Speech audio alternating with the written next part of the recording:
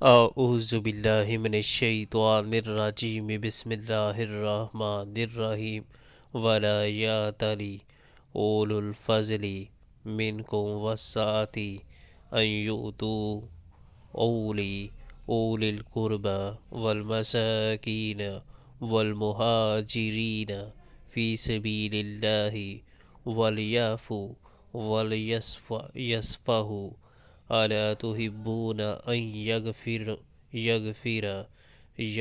اللہ لکم واللہ غفور الرحیم۔ تم میں سے جو لوگ صاحب فضل اور صاحب مقدرت ہیں وہ اس بات کی قسم نہ کھا بیٹھیں کہ اپنے رشتہ دار، مسکین اور مہاجر فی سبیل اللہ لوگوں کی مدد نہ کریں گے۔ انہیں معاف کر دینا چاہیے اور درگزر کرنا چاہیے۔